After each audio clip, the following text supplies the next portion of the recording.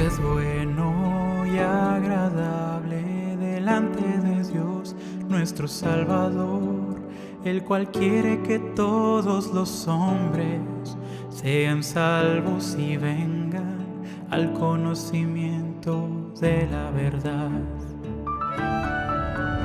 Porque esto es bueno y agradable delante de Dios nuestro Salvador, el cual quiere que todos los hombres sean salvos y vengan al conocimiento de la verdad.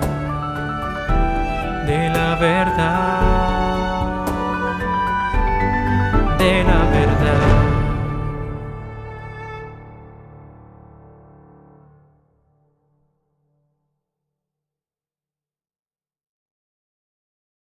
Buenas tardes, hermanos. Las canciones de hoy se titulan Un siervo para tu gloria y somos el pueblo de Dios, y podemos cantar gozosos y agradecidos porque sabemos que Él nos ha llamado de las tinieblas a su luz admirable, y somos llamados a ser siervos fieles, agradables a Él, en sus manos, en su obra, y anunciar a otros el Evangelio de salvación para perdón, restauración y comunión con Él. Pues bendiciones, hermanos. Siendo en forma de Dios, Rey de toda la creación, de siervo se vistió, hasta lo sumo se humilló, sufrió la muerte en su misión, horrenda muerte en una cruz. Inmenso amor le hizo descender a servir al pecador. Gracias sin igual, Cristo demostró, dio su vida a mi favor. Pon en mí la misma mente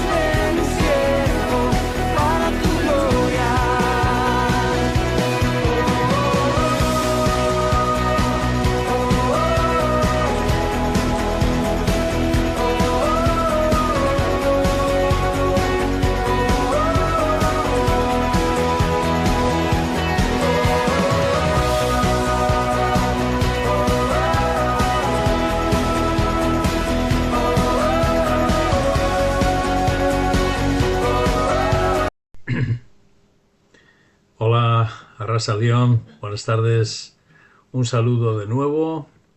Al retomar esta semana la exposición de esta carta a los romanos, que venimos estudiándola en los últimos meses.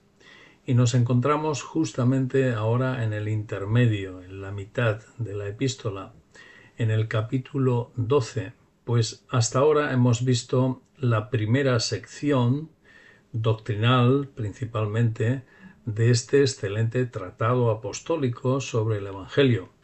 Así que comenzamos en el capítulo 12 hoy, y a partir de este capítulo hasta el final, pues hay la parte más exhortatoria, más pastoral, que el apóstol Pablo dedica a la iglesia de Roma, y que también es preciosa porque es consecuencia de lo anterior. En base a lo que es el Evangelio, pues nos toca vivir como hijos de Dios, como cristianos. Así que podemos comenzar leyendo el capítulo 12, los dos primeros versos que son de los que nos ocuparemos hoy en el estudio bíblico de esta tarde. Y dice así la Escritura, Romanos 12, versos 1 y 2.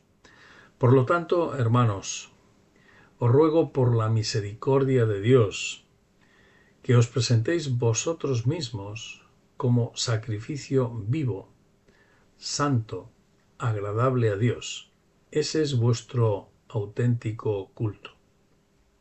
No os amoldéis a este mundo, sino transformaos por medio de la renovación de vuestro entendimiento, para que comprobéis cuál es la voluntad de Dios, lo que es bueno, agradable y perfecto.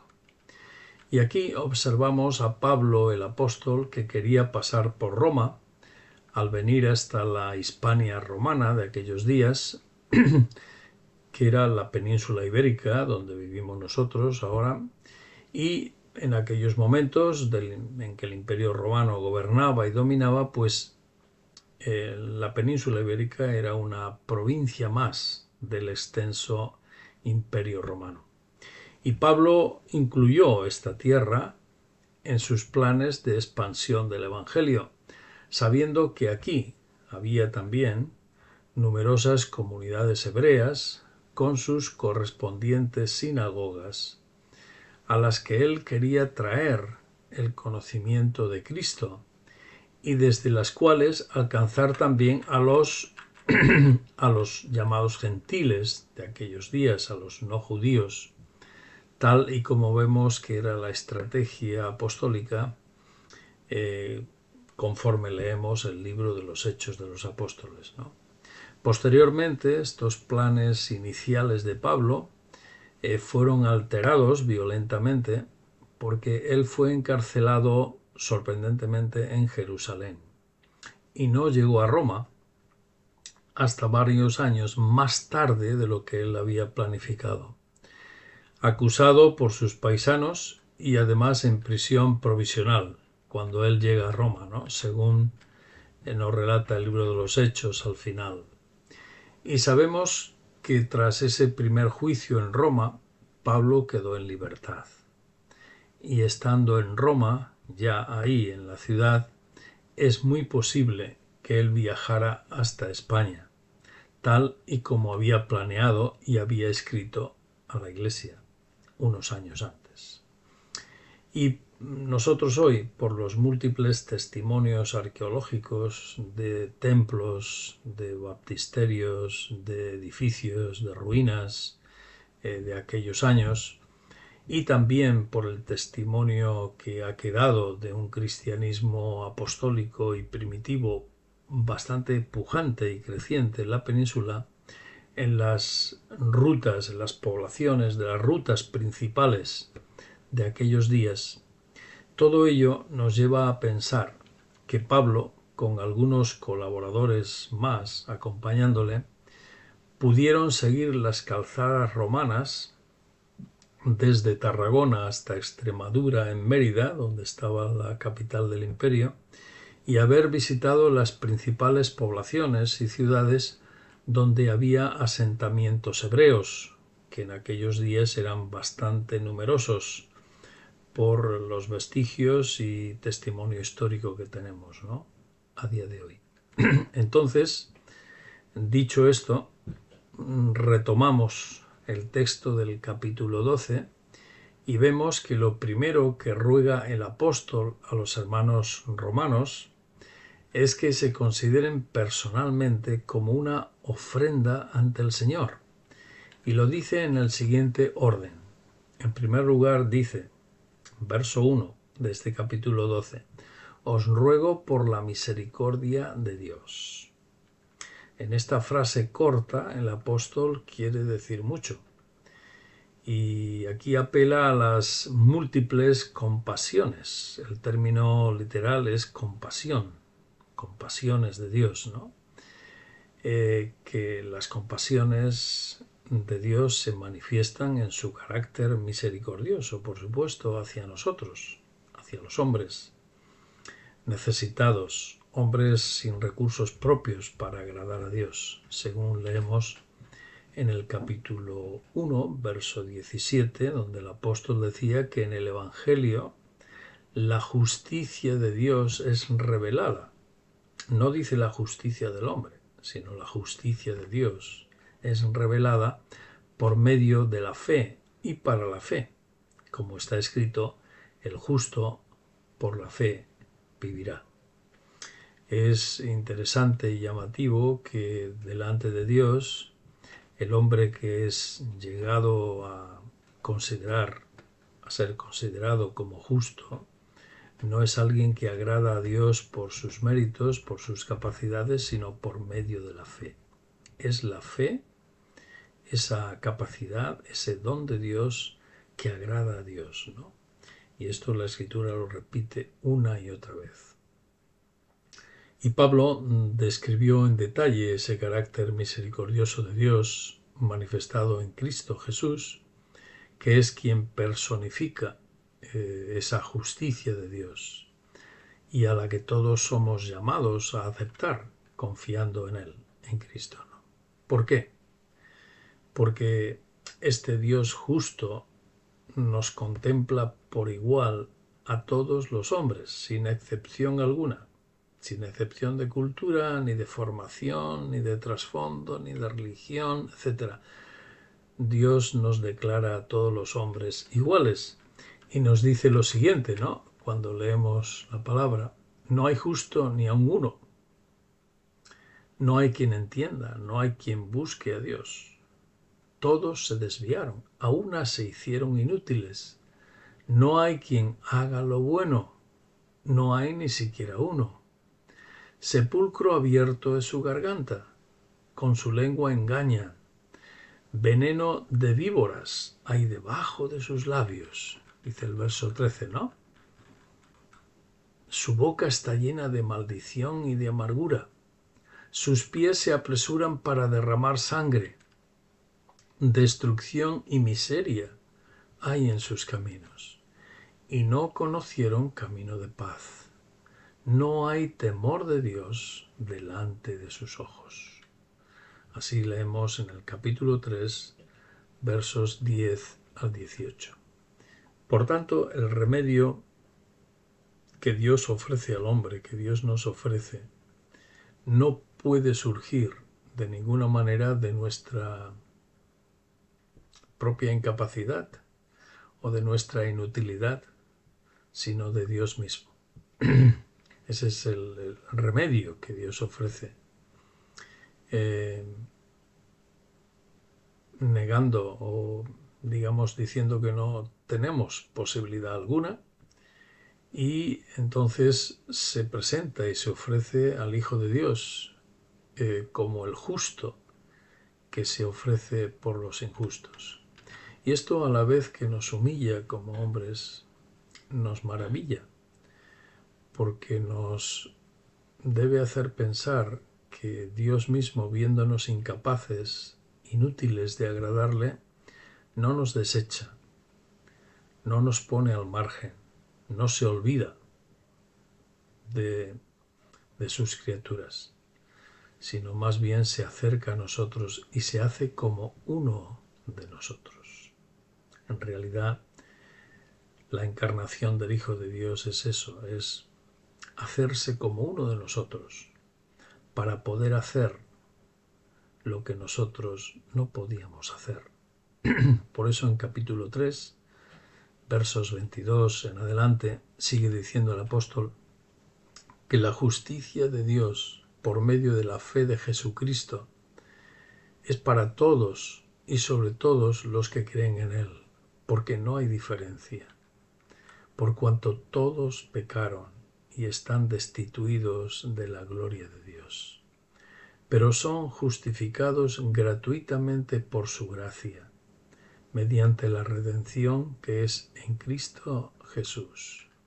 A Él, a Cristo, Dios le puso como instrumento de perdón por medio de la fe en su sangre, para manifestar su justicia, a causa de haber pasado por alto en su paciencia los pecados pasados. Lo hizo así para manifestar en este tiempo su justicia, a fin de que Él sea el justo y el que justifica al que es de la fe de Jesús. Esta declaración del apóstol Pablo es magistral, porque relata la necesidad que teníamos y la provisión maravillosa de Dios.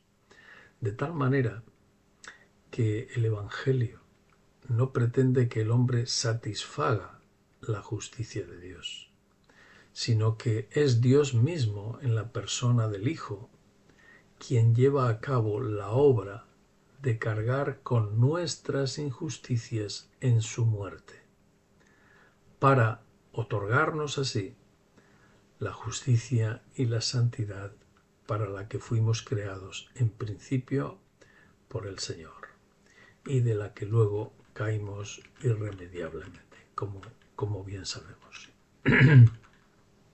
Por eso, Dios espera que nos acojamos a su iniciativa, una iniciativa salvadora que está en Cristo Jesús, mirando confiadamente a Él, ya que cualquier iniciativa nuestra está llamada de entrada al fracaso, porque sencillamente no podemos de ninguna manera agradar a Dios con nuestras propias capacidades naturales. Y así, en el capítulo 5, verso 1, el apóstol declara triunfalmente que, justificados por la fe en Cristo, tenemos paz con Dios por medio de nuestro Señor Jesucristo.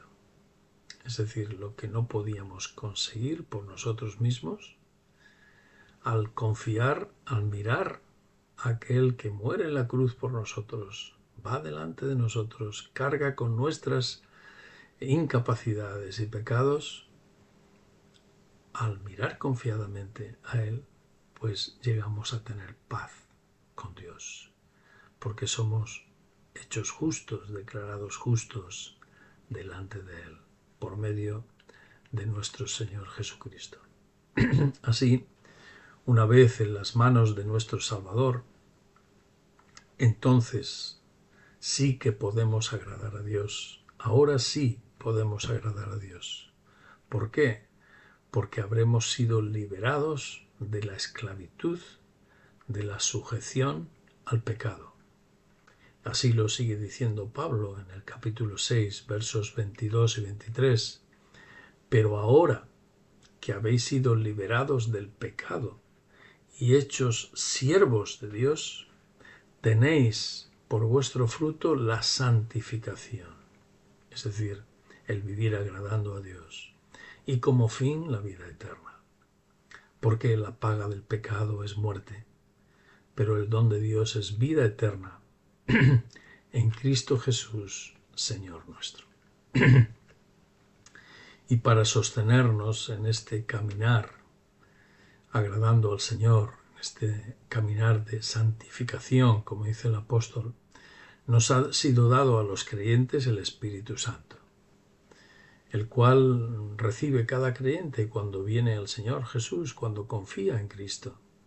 Y ese Espíritu habita en nosotros y es el que nos fortalece y nos asegura como hijos de Dios. Así lo dice también en capítulo 8, verso 9, pero vosotros no vivís según la carne, sino según el Espíritu, pues el Espíritu de Dios habita en vosotros.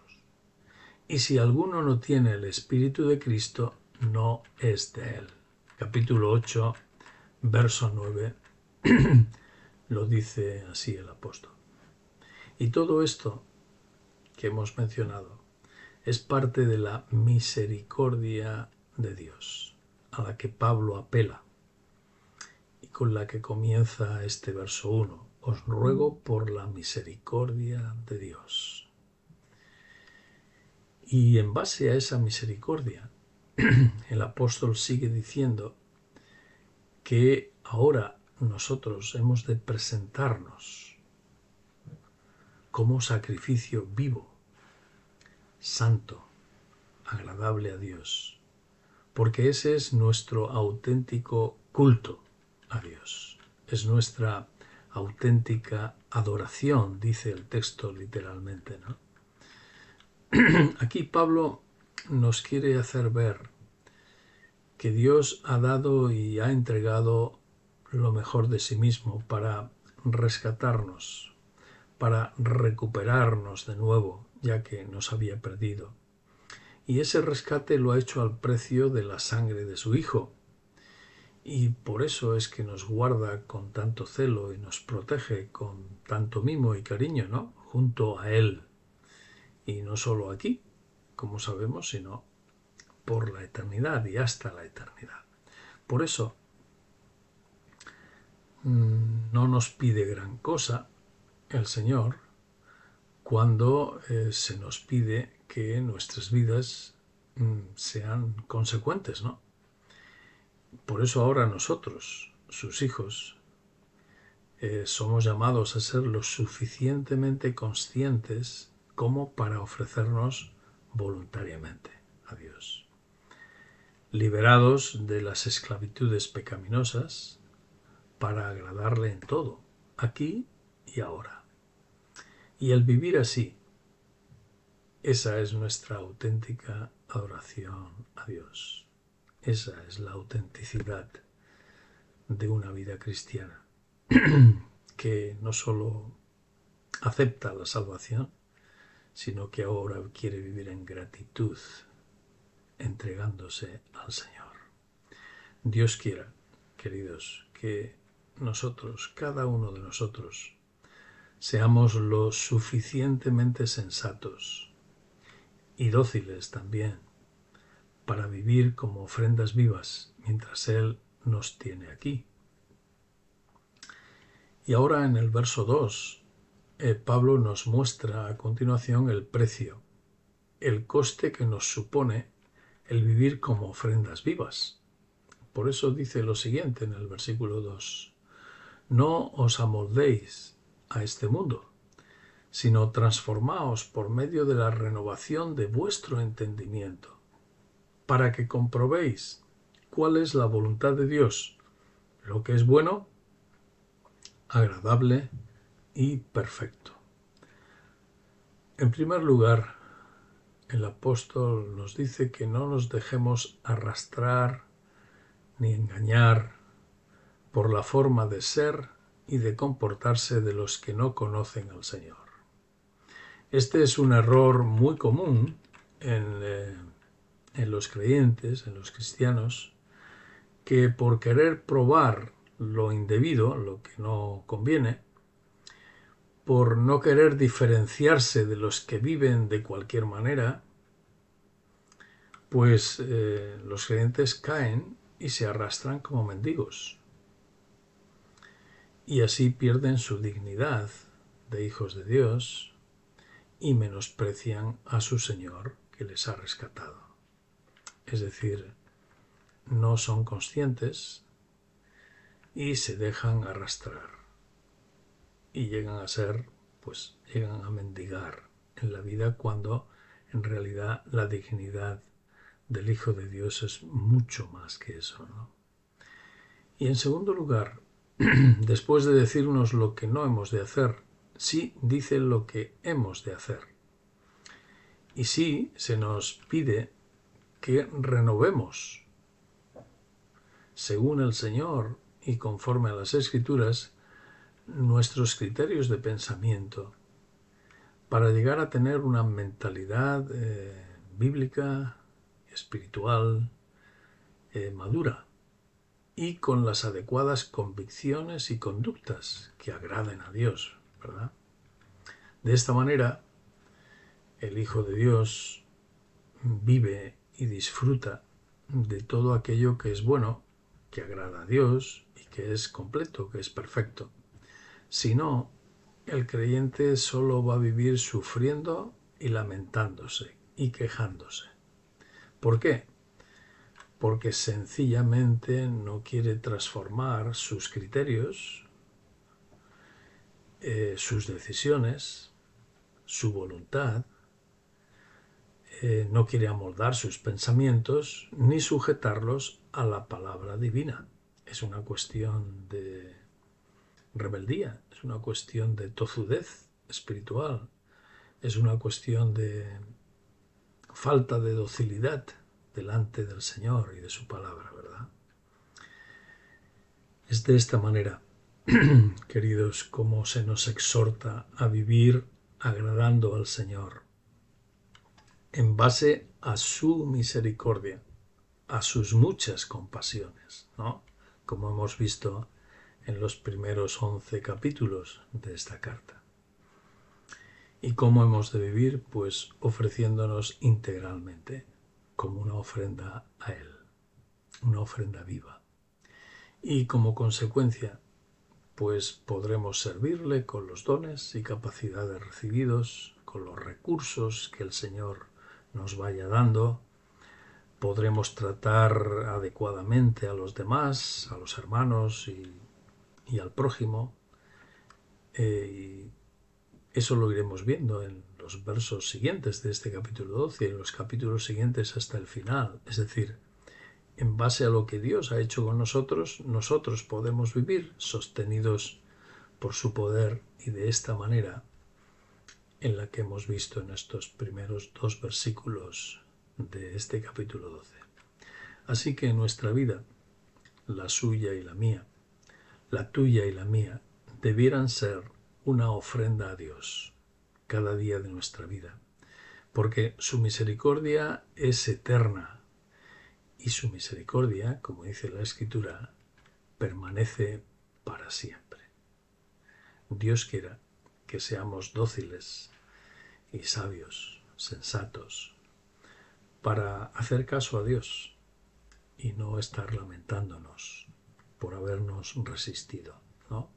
Y la Escritura es una lumbrera única, especial, que nos ayuda a vivir agradándole en todo. Continuaremos con el resto del capítulo en estos próximos jueves. Mientras tanto, bendiciones a cada uno de ustedes.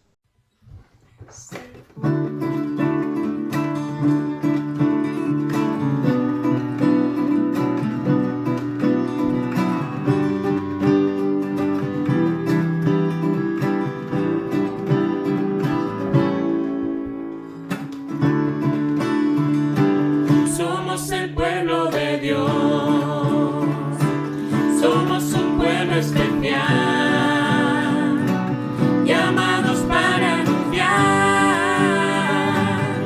las virtudes de aquel que nos llamó a su luz. Somos el pueblo de Dios, su sangre nos redimió.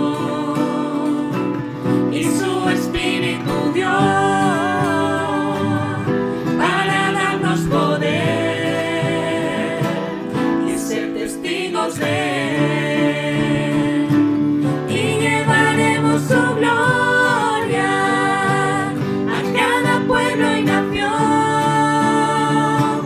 trayéndoles esperanza y nuevas de salvación.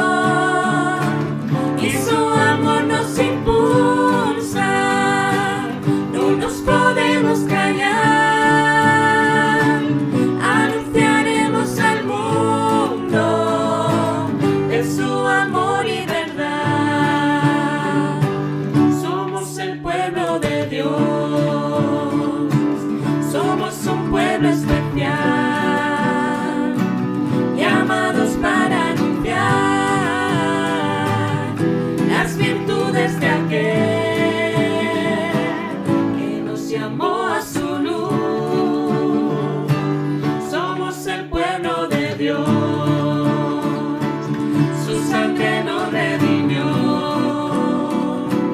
y su Espíritu dio para darnos poder y ser testigos de Él, y llevaremos su gloria a cada pueblo y nación, trayéndoles esperanza y nuevas de salvación.